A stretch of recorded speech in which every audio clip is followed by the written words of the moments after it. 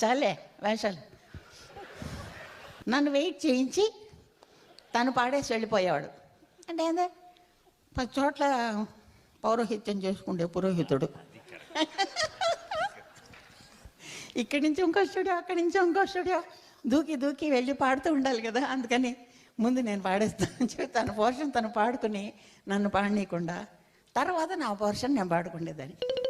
ఒక్కొక్క రోజు ఎప్పుడన్నా ముందు నేను పాడేదాన్ని అనుకోండి, తను లేనప్పుడు నా పోర్షన్ ముందు ట్రాక్లో పాడేదాన్ని, తర్వాత తను వచ్చి పాడేవాడు. అప్పుడు కూడా కొన్ని చెత్తనాలు చేసేవాడు. ఏమిటో తెలుసా, ఒక సంగతి నేను పాడాను అనుకోండి, మొట్టమొదటిసారి నేను పాడను, మ్యూజిక్ డైరెక్టర్ ఏం చెబుతాడో అదే పాడతాను. తర్వాత పల్లవంతా అయినాక రిపిటేషన్లో కానీ చరణం ఎండలో కానీ నేను సొంతంగా ఒక సంగతి తెలుసుకుంటా. తనేం చేసేవాడు, మొట్టమొదటి పల్లెల్లోనే నేను పాడిన సంగతి పాడేసేవాడు. పాడితే తనది విని అది నేను పాడినట్టు అవుతుంది కదా. నేను పాడిన దాన్ని తను పాడతాడు. కానీ అదెవరికి తెలుసు, బయట రికార్డు బయటకు వచ్చేప్పటికీ ముందు తను పాడి ఉంటాడు కదా. ఆహా, బాలసుబ్రహ్మణ్యం ఎంత బాగా పాడా, అది విని జానికి ఎట్టగే పాడింది అనే చెడ్డ పేరు నాకు. అవునా? ఇటంటే చిలి విషయాలు చాలా ఉండేవిలేండి. రికార్డింగ్ పాడుతుంటే అక్కడ నుంచి ఎదురుగుండా కోచ్ చేష్టలు చేయడం, ఇంగి అంటూ ఉంటాం.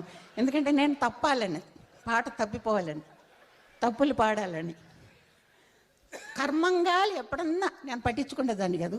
ఎప్పుడన్నా చిన్న మిస్టేక్ చేశాను అనుకోండి, ఈ మైకులో లోపల రికార్డ్ చేసే చోట అందరూ కూర్చుంటారు, వాళ్ళందరూ వినేట్టు, ఏంటండి జానకి గారు ఇన్నాళ్ళు పడితే ఇంత పెద్ద సింగర్, మీరు తప్పులు పాడడం ఏంటి అనేవాడు. చేసి చెత్తనం చేసి, అవునా, అక్కడి నుంచి మా ఆయన వచ్చేవాడు కదా, రికార్డింగ్ మా హస్బెండ్ వచ్చేవాడు కదా, లోపల కూర్చుండేవాడు.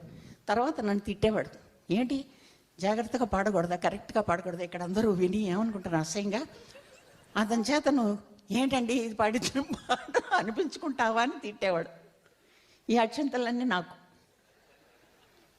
చెప్పాలి, కొన్ని విషయాలు దాచిపెట్టకూడదు. చాలే వేషాలు.